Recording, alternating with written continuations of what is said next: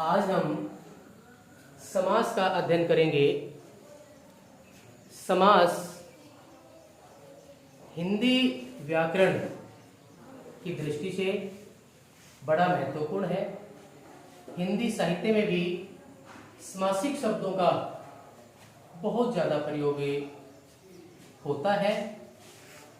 अब सबसे पहले हम इसी विषय पर चर्चा करेंगे कि समास होता क्या है।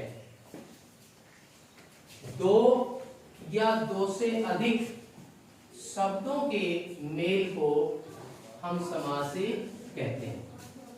इसे कहते हैं कि समास हमें दो या दो से अधिक शब्दों के मेल को समास कहते हैं। जो दो या दो से अधिक शब्दों के मेल से जो हमारे पास नया शब्द बनता है उसे हम समस्त पद कहते हैं। जैसे राजा का कुमार, राजकुमार, राजा का कुमार, तीन हमारे पास शब्द हो गए और तीनों जब इकट्ठे हो गए तब हमारे पास क्या हो गया? राजकुमार। एक चीज का ध्यान रहे कि जब शब्दों के मेल से जो नया शब्द बनता है या समास बनता है तो उसमें अर्थ परिवर्तन नहीं होता। जैसे कि राजा का कुमार और राजकुमार दोनों का अर्थ वही है। अब हम समास के भेदों के बारे में चर्चा करेंगे। समास के मुख्य रूप से चार भेद और कुछ विद्वान इसके 6 भेद भी मानते हैं। जिन्होंने 4 भेद माने हैं उन्होंने अपना जो तर्क है वो पद की प्रधानता बताया है।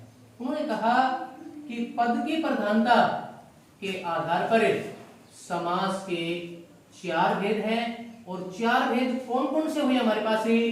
तो पहला इसमें अव्ययी भाव समास, दूसरा तत्पुरुष समास, तीसरा द्वंद्व समास और चौथा बहुब्रीहि समास। ये 4 समास उन्होंने मुख्य रूप से पद की प्रधानता के आधार पर बताए हैं।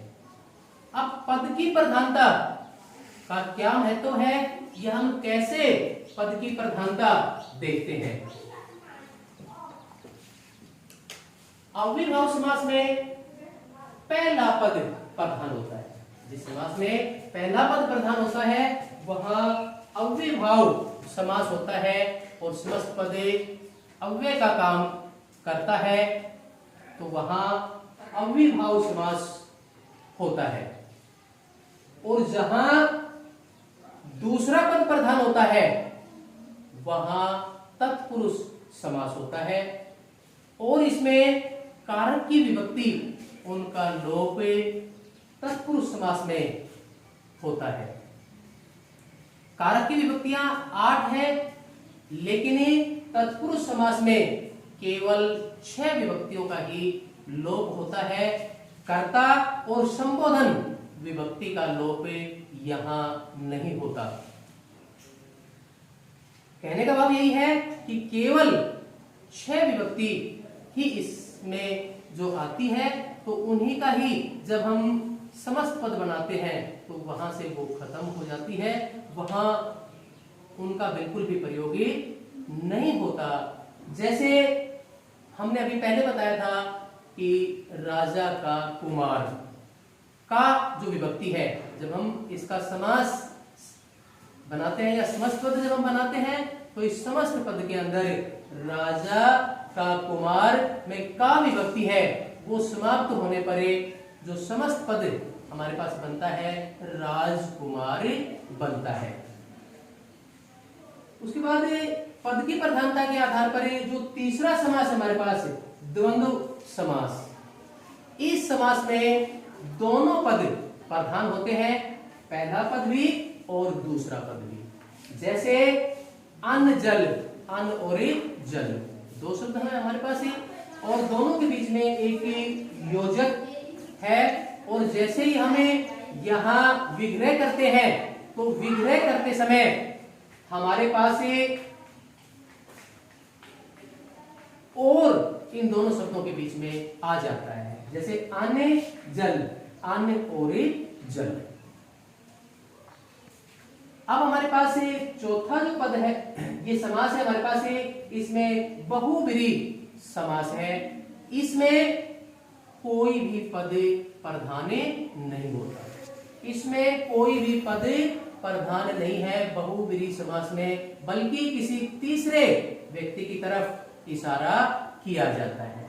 जैसे इसमें गजानन, गज के समान आनन है जिसके, गज के समान आनन है जिसके, गजानन,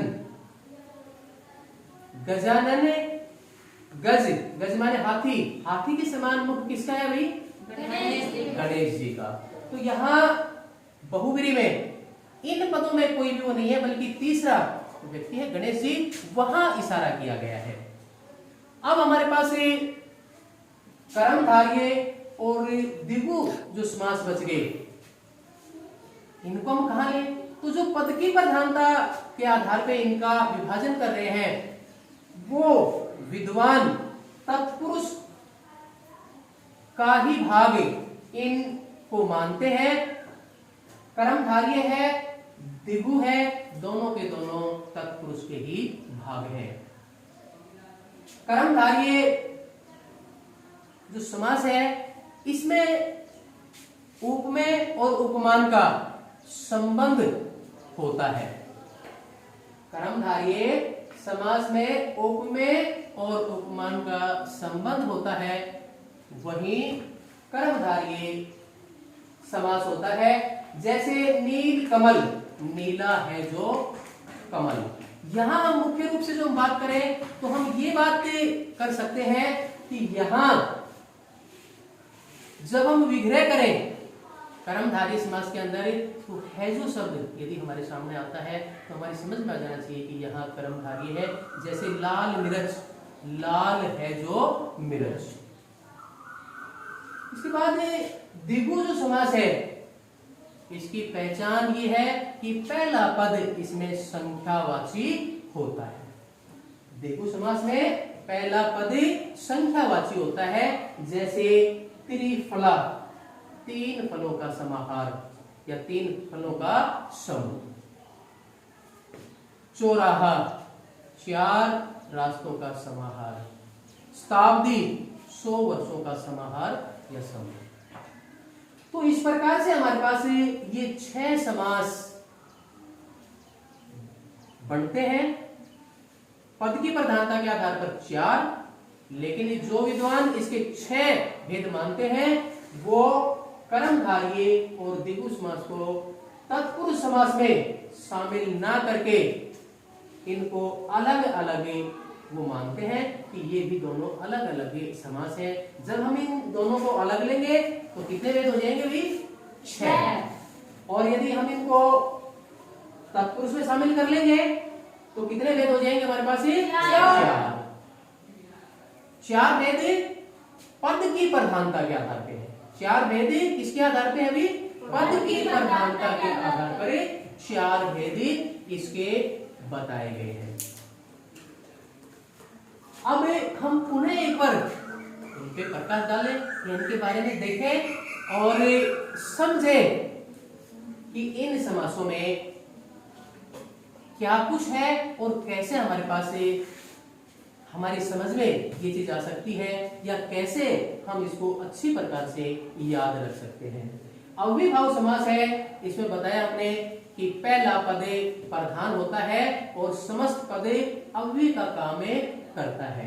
जैसे यथाशक्ति, शक्ति के अनुसार, यथा विधि, एकाएक, प्रत्येक, ये सभी उदाहरण हमारे पास अव्ययीभाव समास के उदाहरण हैं।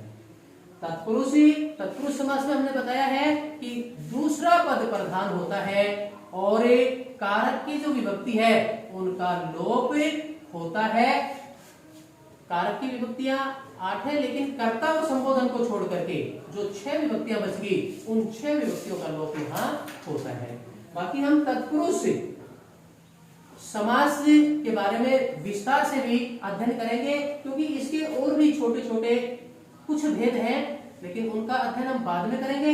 हम पहले मुख्य रूप से इस समास के बारे में ही अध्ययन करेंगे, इसके भेद और इनकी जो पहचान, ताकि हमारी समझ में वो सब आ जाए। तो सबसे पहले हम इनकी जो पहचान वाली जो चीज है उन्हीं को ही समझेंगे। कर्मधारय में हमने बताया उपमेय और उपमान का संबंध यहाँ होता है।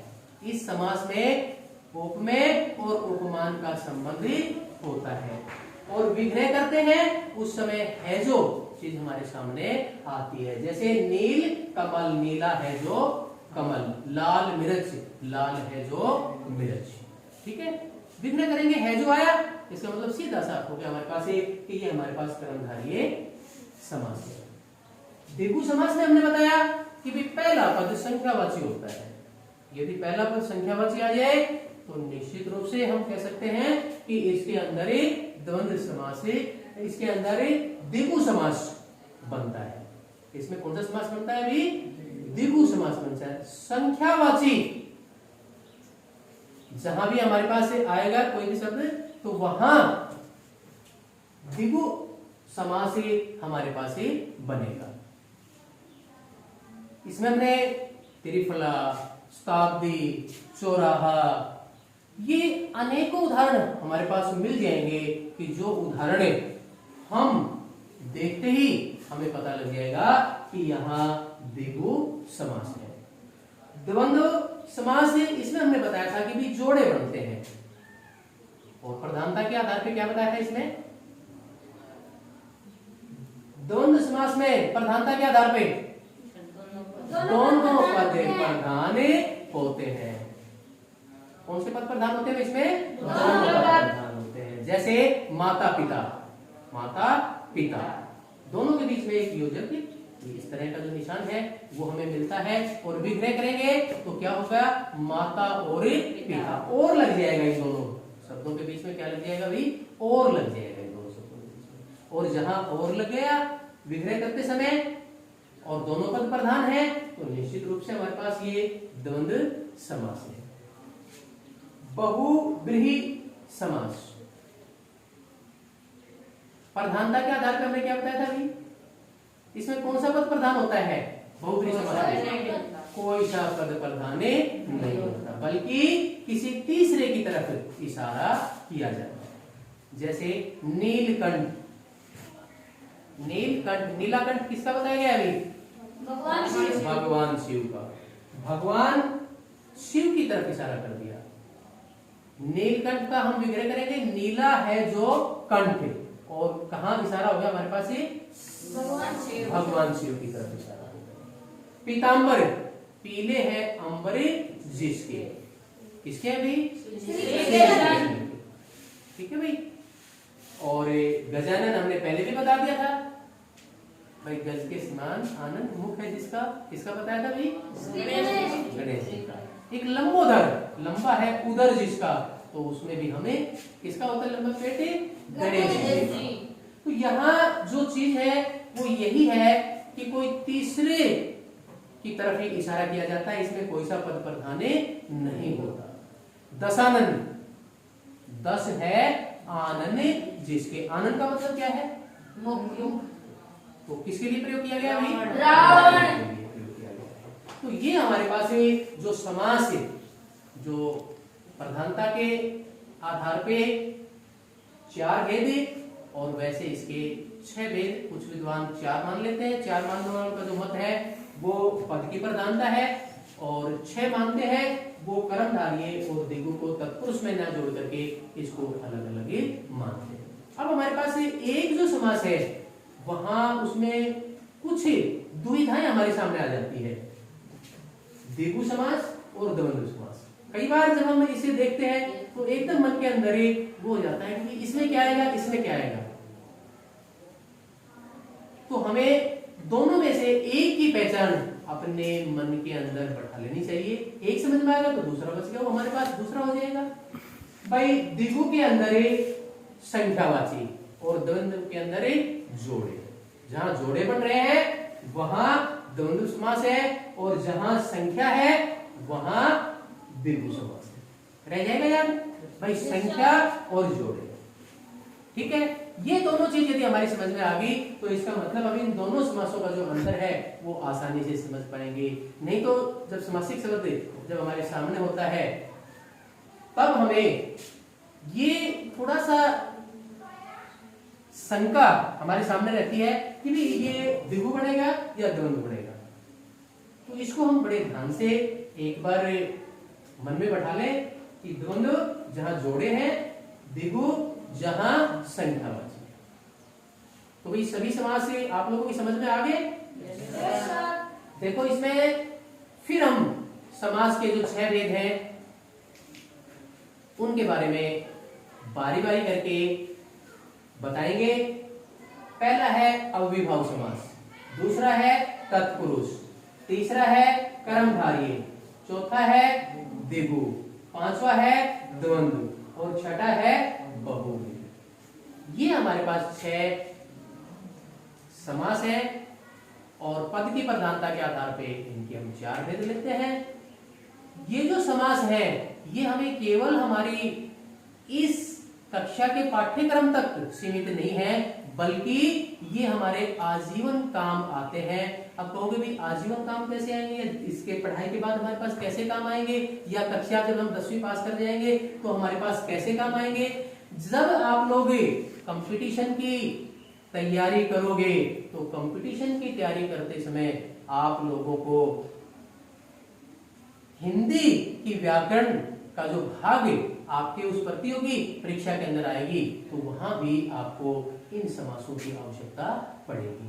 समासों को रटने की जरूरत नहीं है, इनको समझने की जरूरत है।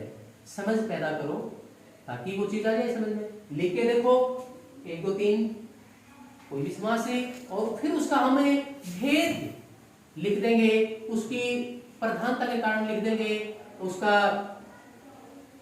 हम परिभाषित भी उसे हम करेंगे कि भाई इसके अंदर किस चीज की प्रधानता है या इसके अंदर क्या चीज है कि जिसके कारण ये अव्ययीभाव समास बन रहा है, या क्या कारण है कि इसमें द्वंद्व समास आ रहा है, क्या कारण है इसमें द्विगु समास आ रहा है, क्या कारण है ये कर्मधारय समास है, क्या कारण है ये बहुव्रीहि समास है। जब हमारे पास समझ पैदा हो जाएगी कि भाई पद की प्रधानता, यदि प्रधानता के आधार पर देखें तो पता लगना चाहिए कि कहाँ पहला पद प्रधान है, कहाँ दूसरा पद प्रधान है, कहाँ दोनों पद प्रधान है और कहां हमारे पास कोई भी पद प्रधान नहीं है। ठीक है, तो ये बातें मुख्य बातें हमारी समझ में आनी चाहिए कि हम समास को किस प्रकार से अलग अलग करें, क्योंकि जब इन दोनों के जब शब्द हमारे सामने आएंगे वहां हमारे सामने ये दिक्कत होगी छांटने के लिए। लेकिन जो हमने अभी अलग अलग तरीके से बताया है, आप घर भी जाकर के कॉपी पर लिख करके जब इनको देखोगे तो आपकी समझ में ये अच्छी तरह से आ जाएगा कि कौन सा समास किस शब्दों के अंदर बन रहा है, और विग्रह करते हैं तब क्या आ रहा है, या उसका समस्त पद बना रहे हैं तब उसका क्या बन रहा है। विग्रह क्या होता है कि जब शब्दों को अलग अलग कर देते हैं, समस्त पद जब उन अलग अलग शब्दों को हमें इकट्ठा जोड़ देते हैं। ठीक है, तो ये जो चीजें हैं ये हमारे पास ये सारी की सारी हमारी समझने की चीजें हैं। समझने बैठ गए तो निश्चित रूप से हम आजीवन इन चीजों को याद कर सकते हैं। कोई भी चीज देखो, एक बार पुनः मैं आपको बताना चाहूंगा कि जैसे अव्ययीभाव है, अव्ययीभाव में क्या देखना है हमने कि भाई पहला पद प्रधान है और समस्त पद अव्यय बनता है। दूसरा है तत्पुरुष, इसमें दूसरा पद प्रधान है और जब हम समस्त पद बनाते हैं तो इसमें विभक्ति का लोप होता है। तीसरा हमारे पास कर्मधारय है, उपमा और उपमेय का संबंध यहां बताया गया है, और जब हम विग्रह करते हैं तो है जो शब्द आता है, ये इसकी पहचान करने के जो तरीके हैं हमारे पास। द्विगु समास में पहला पद संख्यावाची होता है, जहां संख्यावाची आ गया सीधा सा कह देंगे हम कि हमारे पास द्विगु समास है। द्वंद्व में जहां जोड़े बढ़ गए, माता पिता लाल और विग्रह करेंगे तो माता और पिता और शब्द बीच में आ जाएगा। बीच में एक योजक जो है समस्त पद के अंदर ये हमें नजर आएगा। तो ये चीजें हमारे पास द्वंद्व के लिए पहचान है। उस समास के बारे में हमें पहचान पाएंगे कि यहाँ जोड़े बन रहे हैं, द्वंद्व है। जहां तीसरे व्यक्ति की तरफ इशारा है तो वहां बहुब्रीहि समास है, और इस बहुब्रीहि समास में यही है कि इसमें कोई सा पद प्रधान नहीं होता, सीधा का सीधा किसी तीसरे व्यक्ति की तरफ इशारा किया जाता है। तो पद की प्रधानता के बारे में और भी वैसे भी हमने ये भी बता दिया कि कर्मधारय और दिगु को जो पद की प्रधानता जो मानते हैं वो तत्पुरुष का हिस्सा मानते हैं, और जो लोग इसको अलग अलग मानते हैं वहां इन 6 पद जो समास है इनको उन्होंने अलग अलग से वर्णित किया है। वो अलग अलग मानते हैं, वो कहते हैं कि कर्मधारय और दिग्वय तत्पुरुष के अंदर शामिल नहीं करेंगे, हम इनको अलग अलग रखेंगे।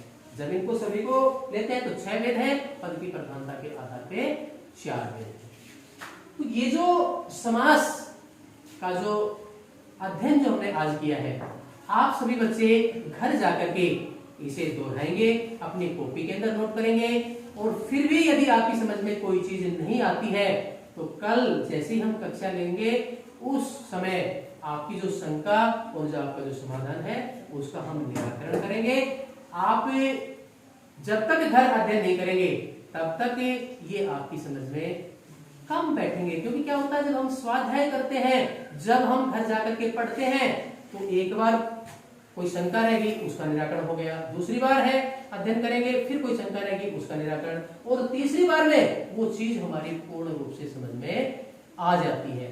शायद आप लोगों के समझ में ये सब चीजें आ गई होगी जो आज हमने इस चार्ट के माध्यम से आपको जो समझाएंगे, सारे अलग अलग हमने इसीलिए लिख करके ताकि आपकी आंखों के सामने रहे और आप इन चीजों को भली भांति अपने मस्तिष्क में बैठा ले, ताकि जब जब भी समास की आवश्यकता पड़े या समास के बारे में आपसे कोई पूछे तो आप तुरंत इनको बता दो।